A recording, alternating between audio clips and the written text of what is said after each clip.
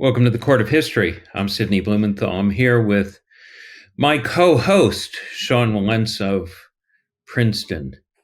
Sean, there seems to be a haunting around Halloween involving the Republicans. There are many spooks and ghosts and vampires running around, Yes. rattling closets. Yes. Jeffrey Epstein rattling, Donald Trump waving the. There's Jeffrey Epstein just going by my window. Yes, I can see him. Yeah. We hung a ghost outside our house, and Trump is, threatening to blow up the world with a nuclear option on the filibuster.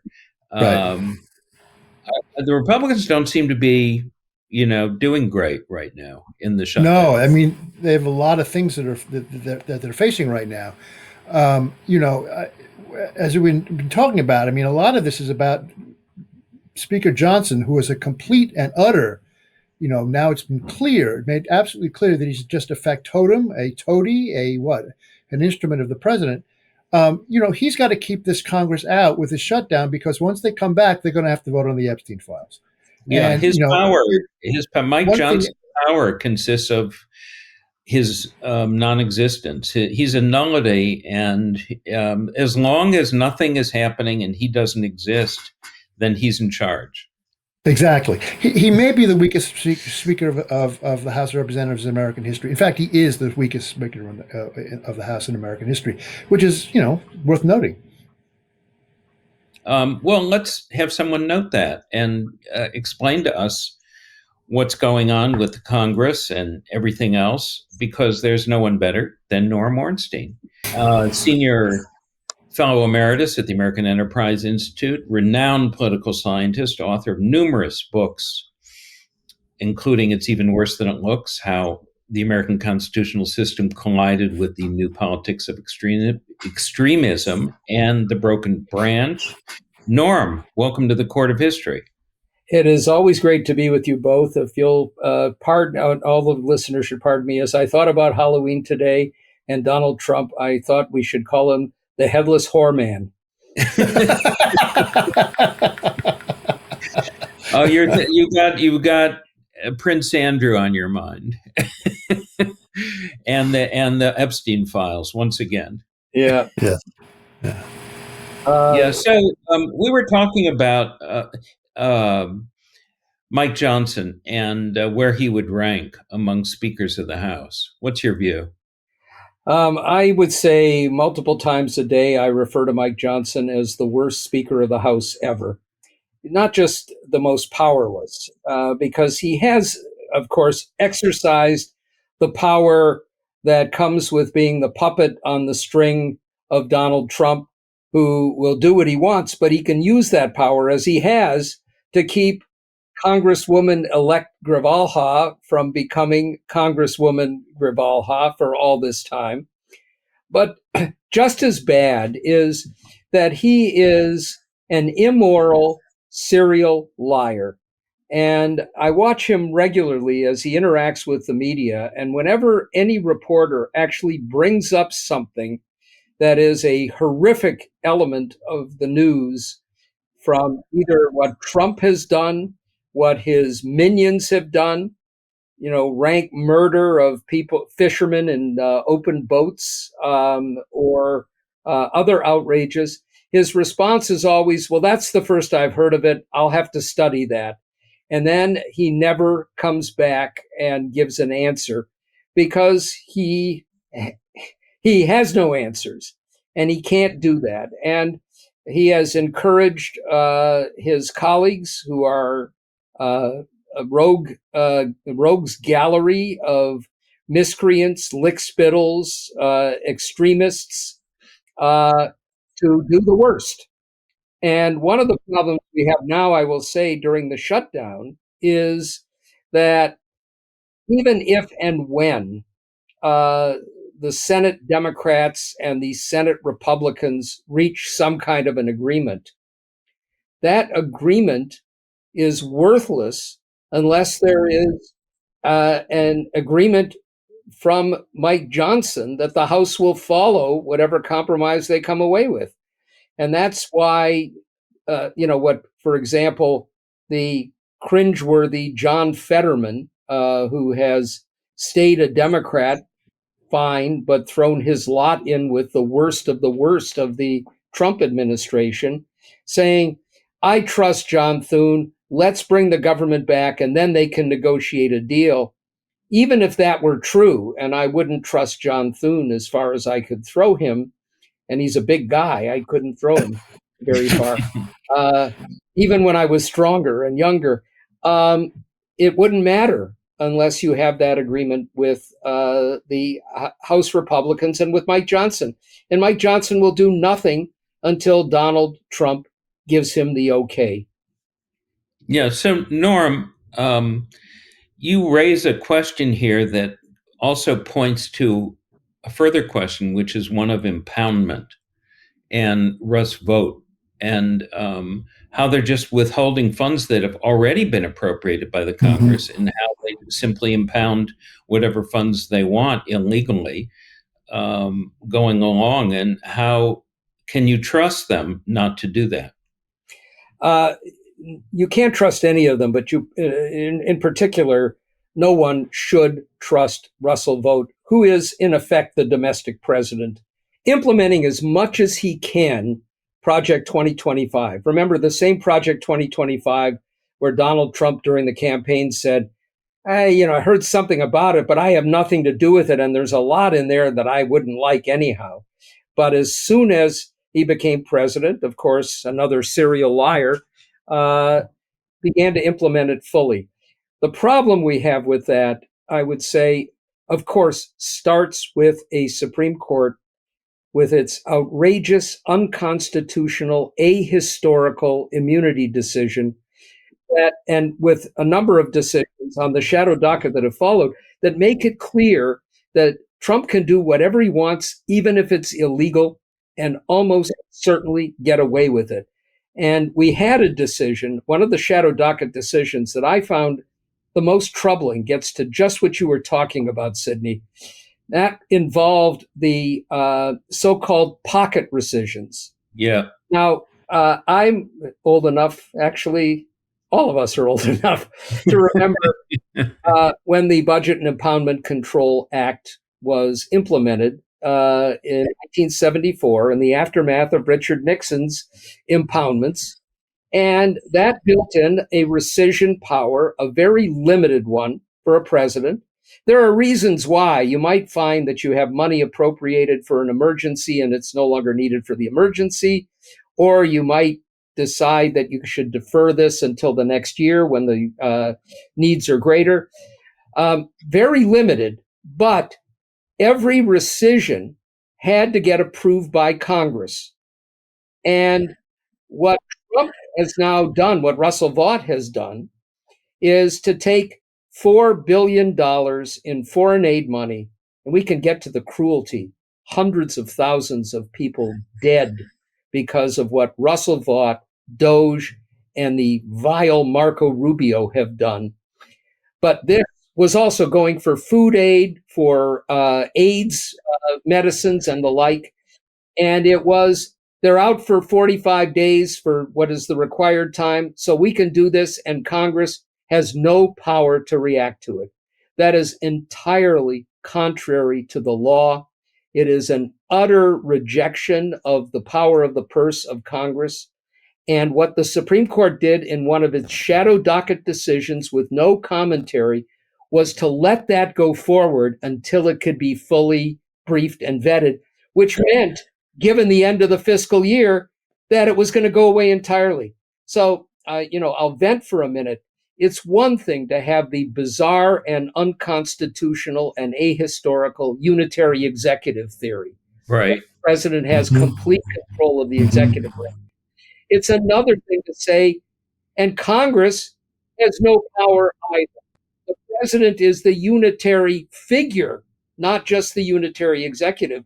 And you take that, and what's the message that goes to Russell Vought or to Donald Trump or to Kristi Noem or any of the others? It is, the law means nothing. We can do whatever we want. And rescissions are a really important part of it, but there are other parts that are even more chilling and more important. Well, as you pointed out, Mike Johnson not only is an apologist for Donald Trump and will defend anything and lie about it, but he will also accept any diminishment of the role of Congress and essentially the abolition of Article 1 by the Supreme Court. So I've been around Congress for more than 55 years and immersed in it. And I've worked in it, and I've worked on a whole lot of issues with a whole lot of members of both parties. There's nothing that has dismayed and in some ways astonished me more than the fact that you can right now point to only two Republicans in Congress, one in the House, one in the Senate, Right. who have raised a single objection to anything that Trump or his minions have done. And they are the oddest couple imaginable. Yes, both from the same state. And Rand Paul. Kentucky, Rand Paul has stood up against several things, but in particular, nobody's been more eloquent about the murders taking place off the coasts of Venezuela and in the territorial waters of Colombia. And let's note one other element of I wrote a piece in the New Republic called Senate Shame.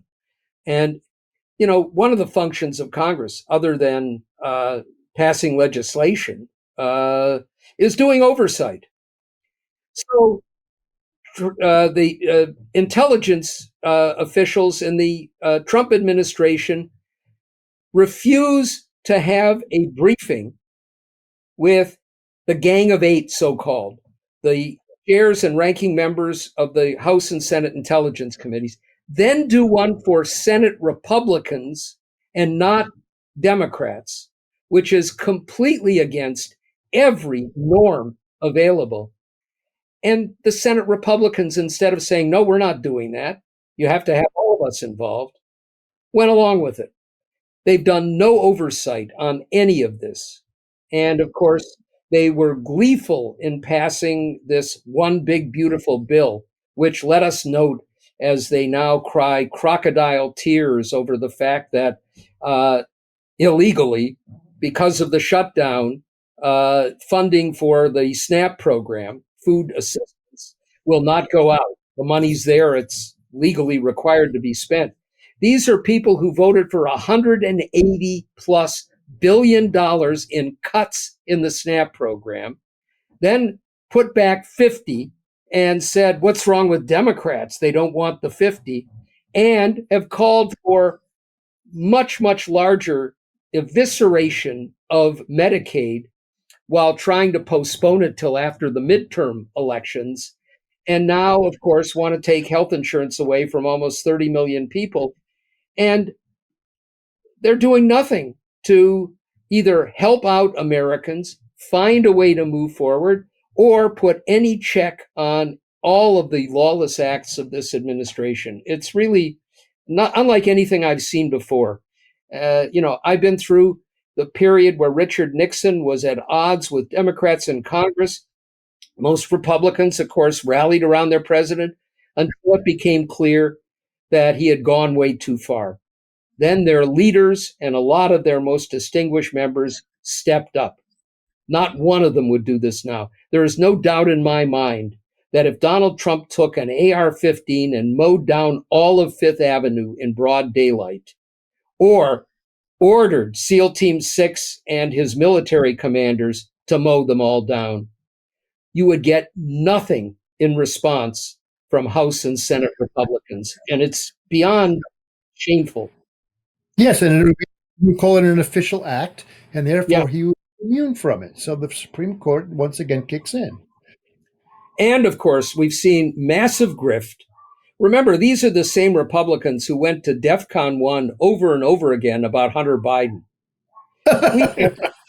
We have Trump selling pardons. This most recent pardon for this absolute miscreant who was, palling around with terrorists who gave a ton There's a crypto Crypto king magnate. head of Binance who yeah, was convicted and serving a prison term for money laundering Right. with the underworld, international underworld, and including Al Qaeda. Trump's Yeah. Right. crypto firm, and Alakazam, a pardon appeared. And of course, we're seeing all of these other countries who understand how this works buying Trump crypto or giving him golf courses in return for selling out America. Has there been a single oversight hearing? No. Americans beaten to a pulp, thrown in detention camps, in some cases illegally deported. Any oversight hearings where they've raised any objections? Not one. It's beyond belief. Let alone that monument to corruption that used to be called the East Wing of the White House, whereby every lick spittle, as you put it, perfectly right word, corporate head from Jeff Bezos on down are funding the to his greater glory, to get greater. He's using this basically as a way to get favor, and it's totally corrupt. Both of you guys are historians of Congress, of presidents, of the Constitution. And, the framers knew full well that we had the danger of having somebody like Trump emerge. So they built in guardrails. The number one guardrail was supposed to be an independent Congress. The number two guardrail was supposed to be an independent Supreme Court. Number three, elements of the civil society that would push back against a move towards autocracy. The business community, the financial community, totally in the pocket of Donald Trump.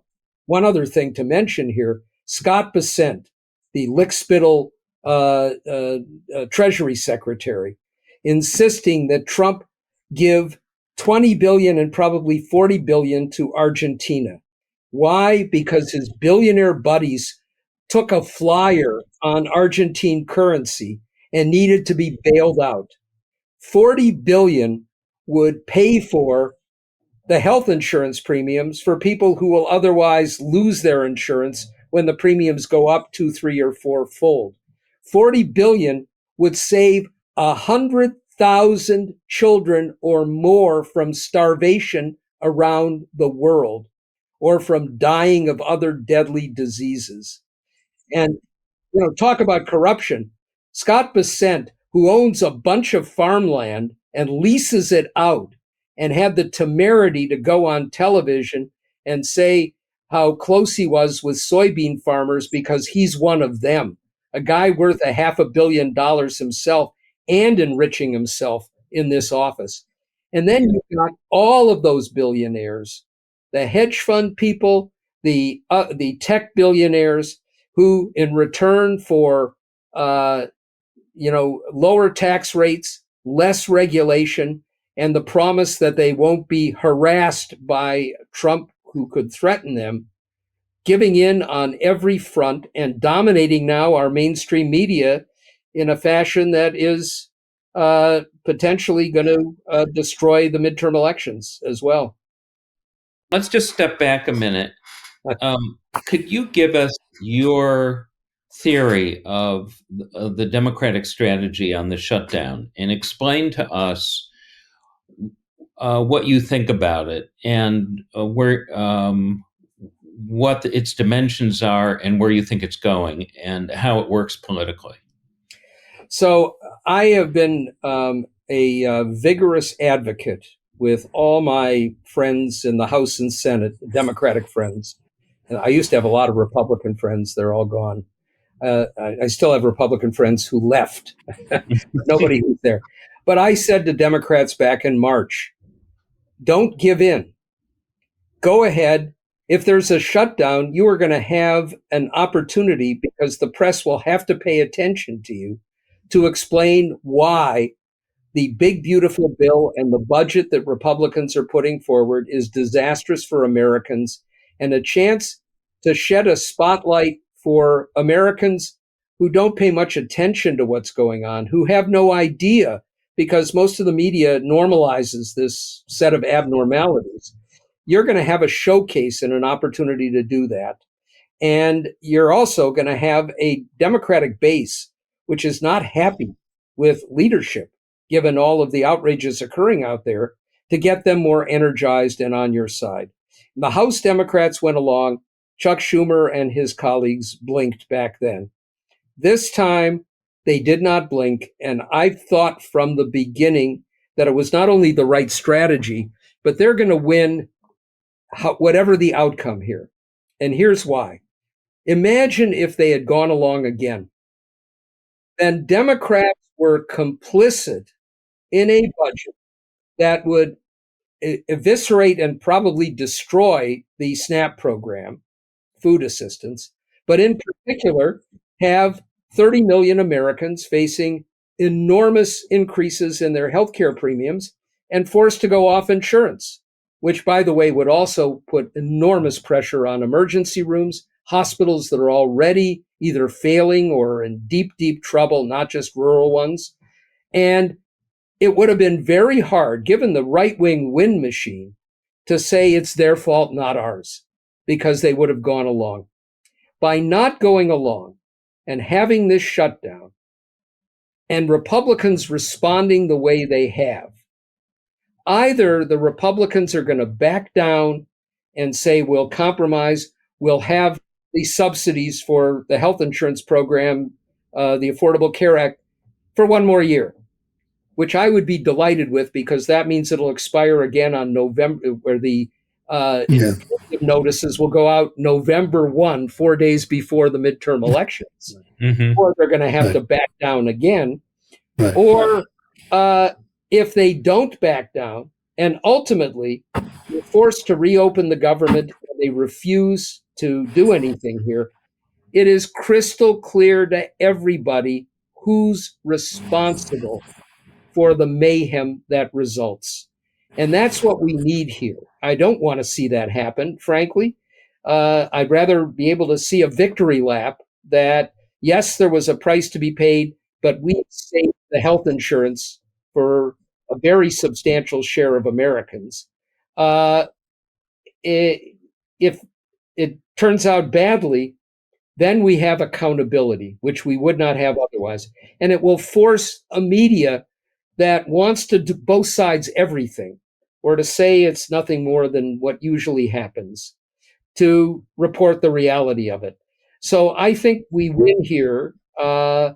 And I'm pleased, actually, that under pressure, we have not seen more than a couple of Democrats in the Senate fold under these circumstances. And if they keep this up, which I think they can, and we're going to see, I do believe we're going to have judges who will say you have to restore the funding for food assistance because the law. There was such a ruling today. Yep. By a federal judge. Is that right? Yeah. And I think that will hold going forward. I mean, awful as the 6 partisan hacks are on this Supreme Court, I don't see how they could justify a clear violation of the law. But if they did, then let's keep in mind that more working class white people or poor white people, many of whom voted for Trump, are on the SNAP program and get food assistance. Mm-hmm. Right.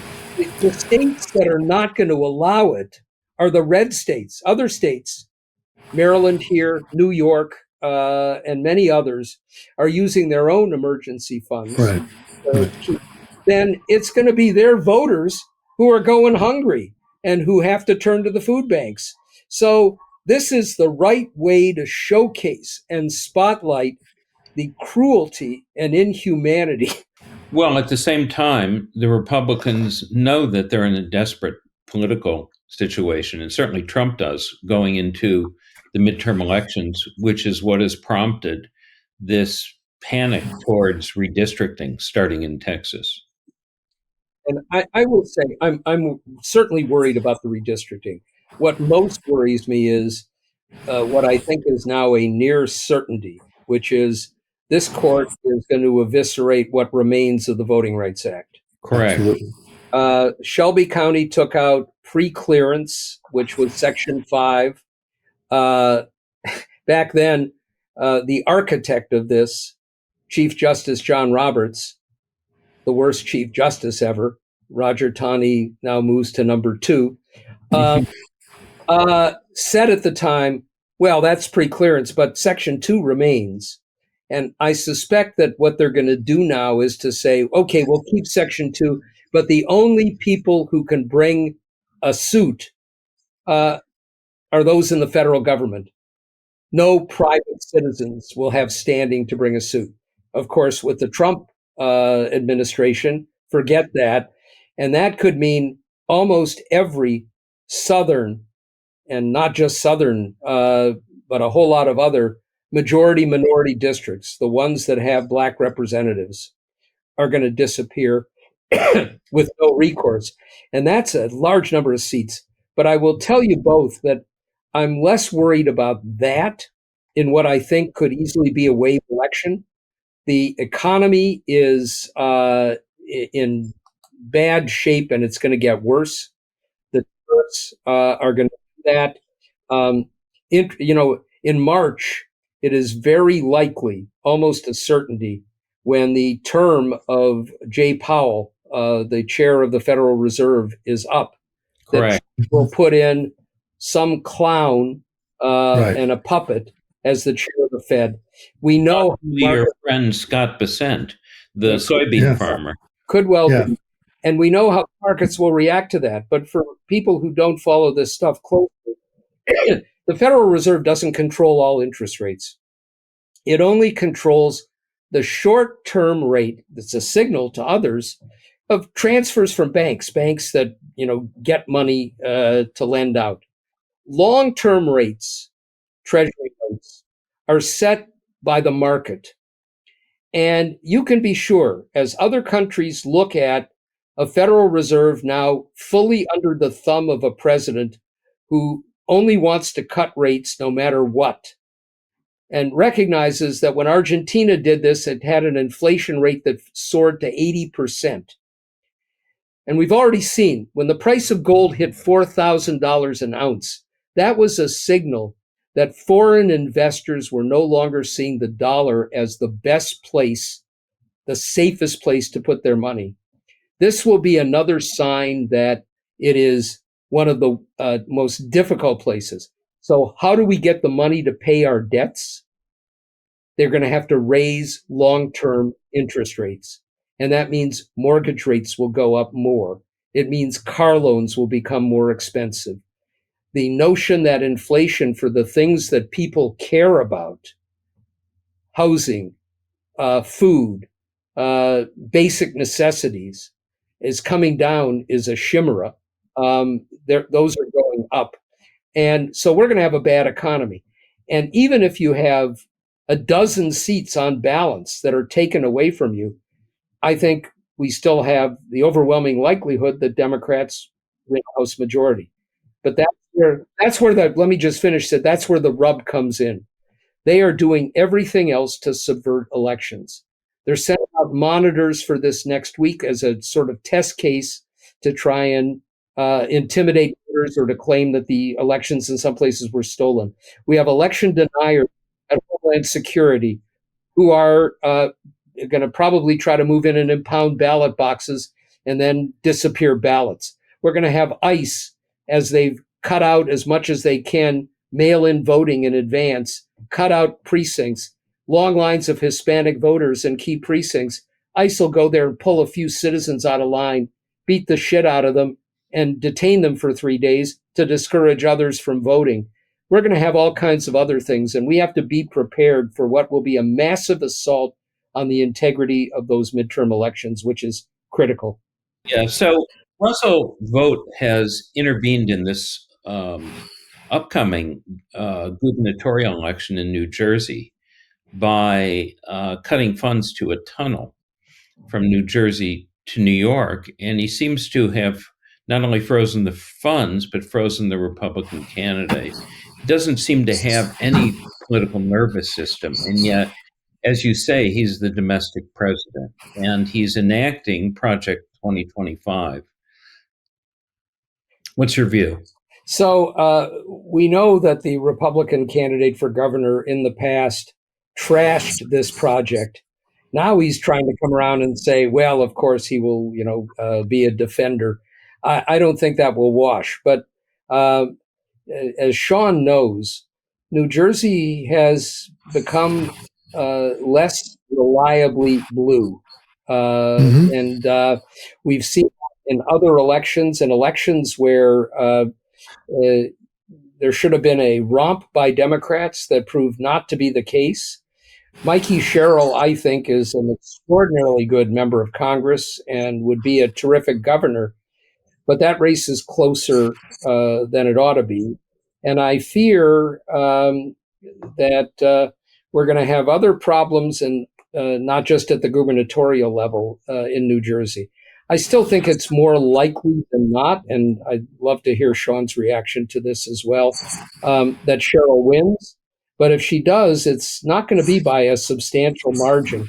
Unlike Virginia, where I think it's pretty clear that Abigail Spanberger, another extraordinarily talented woman, getting these women, Democratic women, coming in with foreign policy and intelligence experience is a breath of fresh air, I think, for our politics. But we have to be a little bit worried about another race in Virginia, which is the Attorney General. The Republican Attorney General, Jason Miyares, who's running for re-election, is a full-on Trumpist. He has raised a ton of money, and I see ads here in Washington over and over again. Mostly it's, I'm a prosecutor, I'll protect everybody. But the Democratic candidate did some horrific social media posts a couple of years ago and is struggling. And the reason that that's important is that the more Republican attorneys general we have in these states, the more they will justify and bolster some of the worst Trump policies. So we need, for a whole host of reasons, victories across the board on Tuesday. And let's face it, one of the reasons we need them is to scare the pants off of Republicans in Congress to maybe get a few, and it will never be more than a few, developing even a scintilla of a backbone or a moral sense for some of the other unpopular things that Trump will do going forward. So these are important elections, not just for New Jersey or Virginia, but for the state of the Republic. Yeah, going forward, Norm, how do you see blue states, as it were, creating a kind of league on various issues, and how effective do you think that can be? Let me note that I believe Sean is back. Fantastic. Sean is back. I see movement. One of the most outrageous things that Trump has done, and Russell Vought, is to punish blue states and reward red states. Right. And this is one of the larger issues, I think, of the legitimacy of our political system. Even if Trump disappeared tomorrow, we're going to have a problem because more and more political power under outmoded elements of our Constitution go to the smaller rural states. They go more to red states, which are welfare states in the federal system. They pay much less in taxes and get many more benefits. And the benefits are coming from the high tax blue states. And the idea that you're going to reward those states not just by giving them the dollars from the blue states, but you're going to screw over the blue states and take away what is rightfully theirs under the law with programs that are distributed to everybody, creates a real challenge, I think, for governors and for some of these states. And one question is, Republicans who used to say the 10th Amendment every other sentence, now it's only the 10th Amendment applies to our states' rights, not to theirs. Is there an avenue for taking tax revenue that's supposed to go to the federal government that is being withheld from your benefits and maybe putting it in escrow until you can get those things resolved, or whether we will have finally a Supreme Court that says, at least in this instance, you cannot do that. There is no equal protection under the law when you are taking from one state to another. And, one other thing I'll say on this, Sidney, is I hope we have put away forever Michelle Obama, when they go low, we go high. Joe Biden came in, and it was, if the disaster is occurring in Alabama or Mississippi or Louisiana or Oklahoma, we're going to step in and do everything for these states. And we are going to treat every American as an American. And that will be a model for what follows. And obviously, it wasn't a model at all. And it's not that I want them to, say to people from Mississippi who suffer from a hurricane or a disastrous flood, screw you if we have an administration and a Congress in place.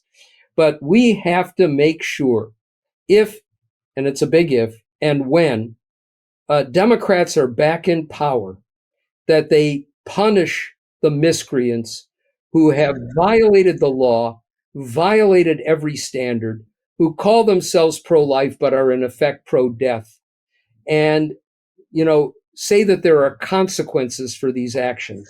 Then if you go back to the norms that ought to be what's happening in governance, you're on sounder footing. If you just ignore what these monsters have done, then you know that in 4 years, if they're back, they will double down or triple down on the horrors. Yeah, you made a good point, which is restoring the rule of law does not mean that you suspend the rule of law in the name of some abstract forgiveness or fairness, yes, reconciliation, or notion of supra-partisanship, or that somehow that will restore civility, and we've seen the experiment already. Yeah, and I don't want a Truth and Reconciliation Committee so much as I want a Nuremberg. Right, exactly. Yeah, well, to begin with, if the Democrats can win in 2026 in the House or the Senate, we can at least get some oversight. Yeah, and that's absolutely critical to the future, and it also means that they will have to negotiate over things like spending and over other priorities of government, which they don't have to do now. And why a shutdown became a necessity. Yeah. Well, on that note, Sean, I just want to say that, the midterms of the ball game. The midterms are everything, and we just have to realize that in terms of what our strategy might be or looking forward, that is the all important thing. And if we lose those, God knows, God help us. But if we win them, we have some traction. We can get something done. Let me just say one last thing before we go, which is I am working with Martin Luther King III and others on trying to turn the Martin Luther King holiday in January into a full-on focus on the Voting Rights Act. Nothing was more significant to Martin Luther King, or frankly to democracy in the country in our lifetime, than that Voting Rights Act 60 years ago. And its demise takes us back it certainly takes us back to the era of Jim Crow. I'd say we're moving more in the era of Reconstruction at this point. And I agree. It's chilling, but Americans aren't going to know this unless we put a sharp spotlight on it. And before the decision actually comes down from the Supreme Court, even if it's a foregone conclusion, to have the public understanding what John Roberts is doing.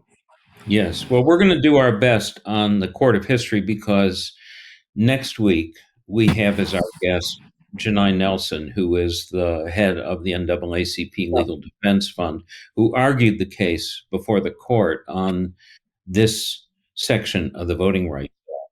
And we're going to continue to focus on this going forward. For now, we're very grateful that Norm Ornstein has appeared as our special guest to provide his insight. Please subscribe to Legal AF. On behalf of Sean Wilentz and myself, this episode of The Court of History is now adjourned. Can't get your fill of Legal AF? Me neither. That's why we formed the Legal AF Substack. Every time we mention something in a hot take, whether it's a court filing or a oral argument, come over to the Substack. You'll find the court filing and the oral argument there, including a daily roundup that I do called, wait for it, Morning AF. What else? All the other contributors from Legal AF are there as well. We got some new reporting. We got interviews. We got ad-free versions of the podcast and hot takes. Where? Legal AF on Substack. Come over now to free subscribe.